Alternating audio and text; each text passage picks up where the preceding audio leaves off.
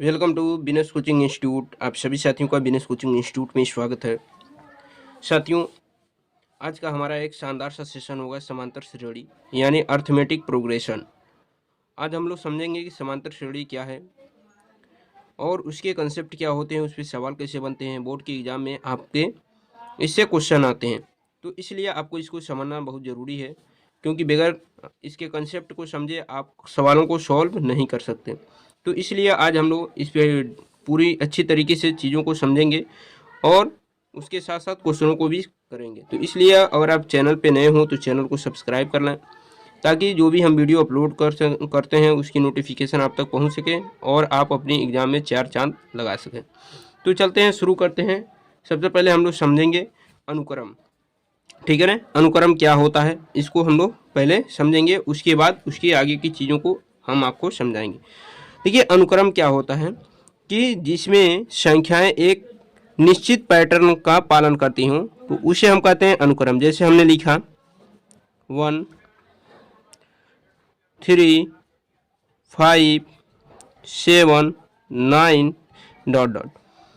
उसके बाद अगर हमने दूसरे संख्या लिखा 2 4 6 8 10 डॉट डॉट, या फिर हम कुछ और संख्याएं लिखते हैं जैसे 1 4 1 4 9 60 डॉट डॉट। तो ये जो क्रम आपको दिख रहे हैं तो इसे हम कहते हैं अनुक्रम, यानी एक निश्चित क्रम। जैसे 1 के बाद 3, 3 के बाद 5, 5 के बाद 7, 7 के बाद 9, ये सारी क्या है, विषम संख्या हैं, एक निश्चित क्रम को का पालन कर रही हैं।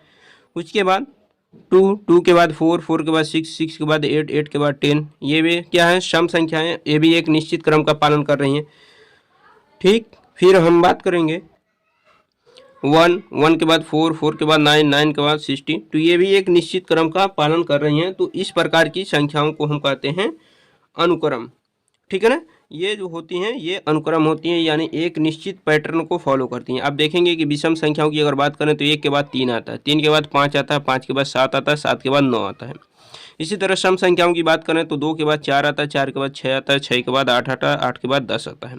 ठीक है ना, तो ये एक निश्चित क्रम हो रहा है। फिर यहाँ पर देखिए 1 का वर्ग करेंगे तो 1 आएगा, 2 का वर्ग करेंगे तो 4 आएगा, 3 का वर्ग करेंगे 9 आएगा, 4 का वर्ग करेंगे 60 आएगा। तो ये भी क्या है, एक निश्चित क्रम है। इसी तरह अगर हम एक और क्रम लिखें 127, ठीक है ना, 64, तो ये भी क्या होगा, एक अनुक्रम होगा, क्योंकि 1 का क्यूब किए तो 1 आया, 3 का क्यूब किए 27 आया, 4 का क्यूब किए तो 64 आया। तो इस तरह क्या हो रहा है, एक क्रम हो रहा है, तो इसे हम कहते हैं अनुक्रम। आपने अनुक्रम समझा। इसके बाद हम समझेंगे कि श्रेणी। श्रेणी क्या है, तो देखिए, अगर जैसे हमने लिखा 1 3 5 7 9, ठीक है, और इनको हमने लिख दिया कि 1 ये +3 +5 +7 +9 डॉट डॉट डॉट। यानी जब संख्याएं क्या होती हैं, किसी सिंबल के साथ, प्लस माइनस के साथ लिखी जाती हैं तो उसे हम कहते हैं श्रेणी। जैसे हम कहें कि 2 -4 +6 -8 +10 डॉट डॉट डॉट। तो ये आपकी क्या कहलाएंगी, ये सीरीज कहलाएंगी। ठीक है ना, इसी तरह आप इसको भी लिख सकते हैं 1 +4 -9 +60, ये सब आपकी क्या कहलाएंगी, सीरीज कहलाएंगी। यानी जब संख्याओं में क्या होता है कि किसी सिंबल के साथ एक क्रम को पालन करता है तो उसे हम कहते हैं सीरीज यानी श्रेणी। और जिसमें क्या होता है, इसमें आप देख रहे हैं अनुक्रम में किसी भी प्रकार का सिंबल यूज नहीं किया गया है, लेकिन इसमें श्रेणी में क्या हो रहा है कि प्लस माइनस इन सारे सिंबलों के साथ ये जब हम क्या करते हैं, किसी अनुक्रम को लिखते हैं तो उससे हम कहते हैं श्रेणी। ठीक है ना, तो इस तरह आपने समझा कि अनुक्रम क्या है और श्रेणी क्या है। इसके बाद हम समझेंगे कि समांतर श्रेणी क्या है। समांतर, ठीक है ना, समांतर जैसे नाम से ही पता चल रहा है, सम प्लस अंतर, यानी बनता है आपका समांतर। यानी ऐसी श्रेणी जिसमें क्या होता है कि सभी पदों के बीच, यानी क्रमागत पदों के बीच अंतर समान रहता है। जैसे हमने क्या लिखा कि 1 लिखा, 3 लिखा, 5 लिखा, 7 लिखा, 9 लिखा डॉट डॉट। तो इसमें अगर हम देखें तो इसमें जो क्रम है 1 के बाद 3, 3 के बाद 5, 5 के बाद 7, 7 के बाद 9। तो ये जो सीरीज बन रहे हैं तो इसे में आप देखेंगे कि यहाँ पर गैपिंग कितना आ रहा है, 1 से 3 2 का, 3 से 5 2 का, 5 से 7 2 का, 7 से 9 2 का, यानी गैपिंग कितने कितने का है, सेम है गैपिंग। तो इस श्रेणी को हम कहेंगे समांतर श्रेणी, यानी ऐसी श्रेणी जिसमें दो क्रमागत पदों के बीच अंतर समान रहता है तो उसे हम कहते हैं समांतर श्रेणी, ठीक है ना। उसे हम क्या कहते हैं, समांतर श्रेणी। जैसे 3 में से 1 को माइनस करेंगे 2 आएगा, 5 में से 3 को माइनस करेंगे 2 आएगा, 7 में से 5 को माइनस करेंगे 2 आएगा, 9 में से 7 को माइनस करेंगे 2 आएगा। इसी तरह हम और भी श्रेणी अगर लिखें, जैसे हमने लिखा 2 4 6 8, इस तरह हमने कोई श्रेणी लिखा। तो यहाँ पर अगर देखा जाए तो इनका भी गैपिंग आप देख सकते हैं कि 4 में से 2 माइनस करेंगे 2, 6 में से 2 माइनस करेंगे 2, 8 में से 6 माइनस करेंगे 2। तो ये जो अंतर आ रहे हैं इसे समान आ रहे हैं, और इसी अंतर को, इसी समान अंतर को हम कहते हैं समांतर, और जो श्रेणी होती है उसे हम कहते हैं समांतर श्रेणी। इसमें कुछ चीज़ें और ध्यान रखने वाली बातें हैं। जैसे मान लीजिए हमने कोई समांतर श्रेणी लिखा 1 -3 +5 -7 +9 ...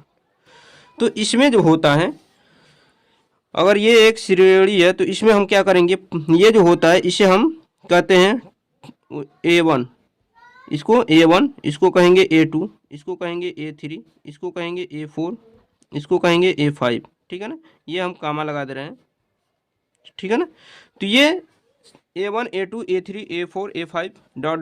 यहाँ तक जाएगा ये। तो ये जो होता है A1 यानी first term, A2 second term, A3 third term, A4 fourth term और A5 फिफ्थ टर्म। इसके जगह पे A1 A2 A3 की जगह पर T1 T2 T3 भी लिखा जाता है, इस बात का भी ध्यान आप रखिएगा। इसी को या फिर क्या लिख सकते हैं, या इसी को आप T1 कह सकते हैं, ये T2 कह सकते हैं, T3 कह सकते हैं, T4 कह सकते हैं, T5 कह सकते हैं। यानी अगर इसमें भी देखा जाए तो ये क्या होगा, T1 T2 T3 T4 T5 होता है, ठीक है ना। तो यहाँ भी T1 T2 T3 T4 या फिर A1 A2 A3 A4 इस तरह। तो आप कन्फ्यूज ना होइएगा बिल्कुल कि T1 T2 या फिर A1 A2 ये क्या चीज़ें आ गई, ठीक है ना, क्योंकि ये सारे क्या हैं, उसके टर्म हैं, ठीक। अब इसके बाद हम बात करेंगे कि कोई समांतर श्रेणी दी गई है तो उसका आप सार्वंतर कैसे निकालेंगे। जैसे अभी हमने एक एग्जाम्पल हम बात कर रहे हैं आपसे, जैसे हम ऊपर वाले ही श्रेणी को लेते हैं, जैसे 1 3 5 7 9 ये श्रेणी है। तो इसमें आपको पहले ये जो होगा, ए जो होगा वो आपका प्रथम पद होगा ए, ठीक है ना।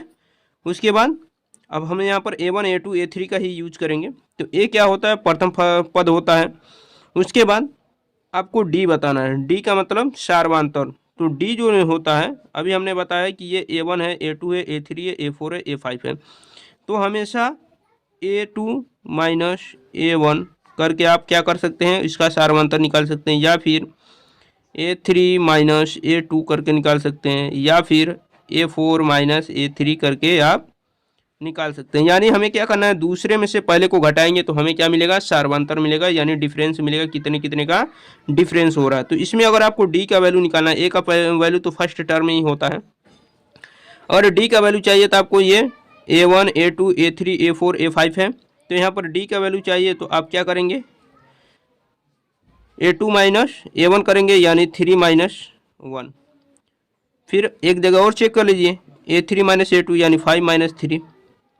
देख लीजिए दोनों जगह वैल्यू सेम आ रहे हैं कि नहीं आ रहे हैं। कम से कम दो जगह वैल्यू निकाल के चेक कर लीजिए, तभी आपको सेटिस्फेक्शन मिलेगा कि सही आ रहे हैं कि नहीं। तो 3 में से 1 माइनस करेंगे 2, यहाँ देखिए 5 में से 3 माइनस करेंगे 2। तो यहाँ पर सार्वंतर जो हो रहा है, डिफरेंस जो हो रहा है वो 2 2 का हो रहा है, और ए जो है ये फर्स्ट टर्म है। तो यहाँ से आपको समझ में आ गया होगा कि सार्वंतर कैसे निकालते हैं, और समांतर श्रेणी का पहला पद क्या होता है, समांतर श्रेणी क्या होते हैं, इस पर हमने आपको विस्तृत जानकारियाँ दी हैं। अब इसके बाद इसके सवालों पे चलते हैं, सवाल क्या होंगे उस पर हम बात करेंगे। ये देखिए कुछ सवाल दिए गए हैं। सवाल क्या है, सवाल ये है कि निम्न श्रेणी के अगले 3 पद ज्ञात कीजिए। यानी ये जो श्रेणी दिया गया है इसके अगले 3 पद ज्ञात करना है। तो ये देखिए आपका A1 A2 A3 A4 ये दिया गया है। इसके अगले 3 पद ज्ञात करना हम यहाँ पर आपकी सुविधा के लिए यहाँ लिख दे रहे हैं। A1 है, ये क्या है A2 है, ये क्या है A3 है, ये क्या है A4 है। ठीक है ना। तो अगले 3 पद हमें ज्ञात करनी है। तो एक चीज़ आपको हम बता दें कि यहाँ पर अगला पद जो भी निकालना है तो उसके लिए एक फार्मूला होता है। AN इक्वल टू क्या होता है A plus N-1 into D. ये समांतर श्रेणी के पदों को निकालने के लिए फार्मूला AN का मतलब जिस पद को आप निकालना चाहते हैं n का मान वही रखेंगे। और A क्या होता है फर्स्ट टर्म होता है प्लस n का मतलब क्या होता है पांचवा पद चाहिए, चौथा पद चाहिए, जो भी चाहिए उसका मान। और डी का मतलब डिफरेंस कितने कितने का है उसके द्वारा हम यहाँ पर रख के वैल्यू को फाइंड आउट कर लेंगे। तो यहाँ पर देखिए अगर हम बात करें तो A की जो वैल्यू है वो क्या है 4 है।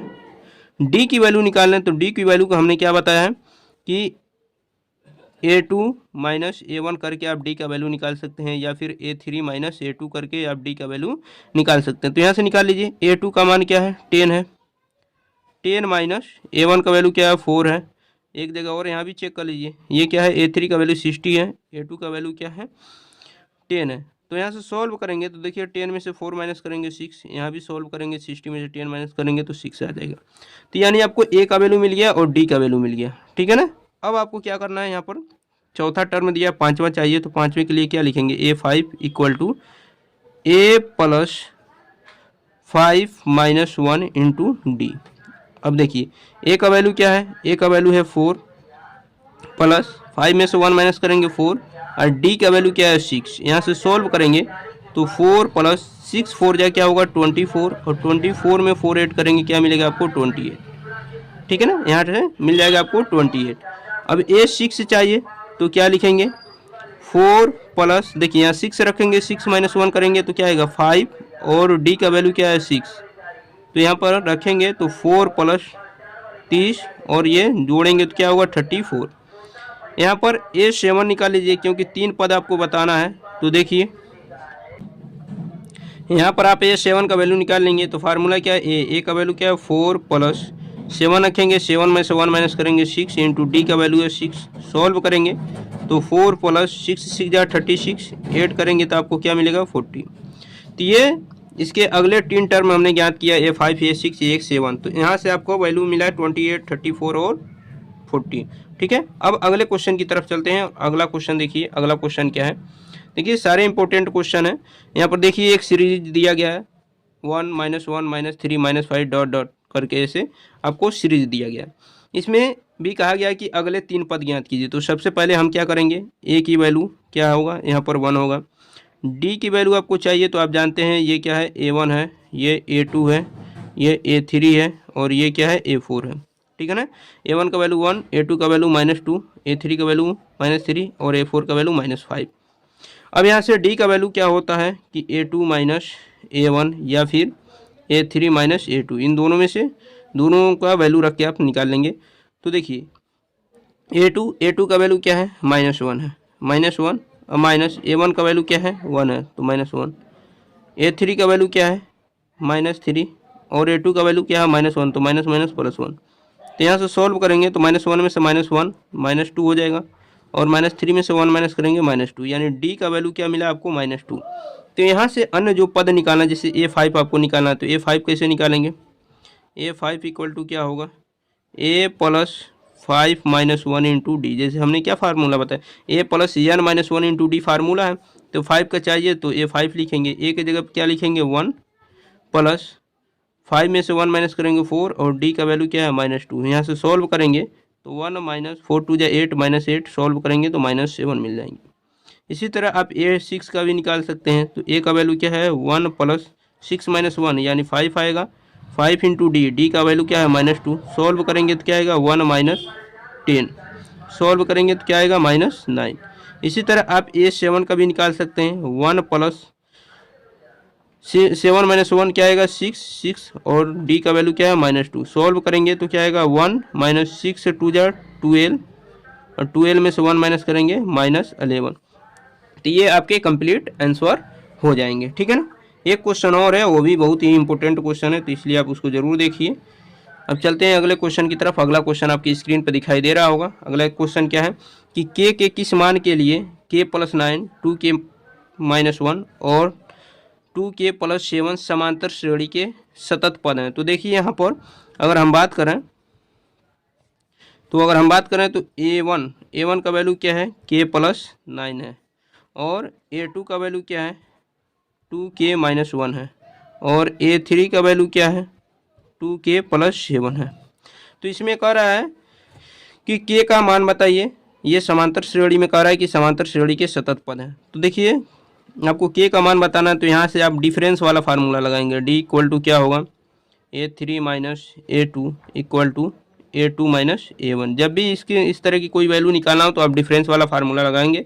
तो देखिए a3 - a2, a3 क्या है 2k+7 है माइनस a2 क्या है 2k-1 है, a2 क्या है 2k-1 माइनस a1 क्या है k+9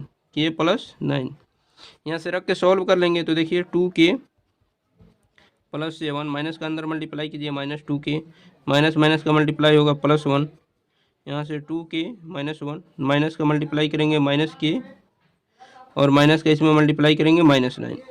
यहाँ से देखेंगे आप 2k से ये +2k कैंसिल हो जाएगा। यहाँ चल रहा है -2k, इस k को इधर लाएंगे तो +k हो जाएगा इक्वल टू इधर -9 और -1 -10 हो जाएंगे।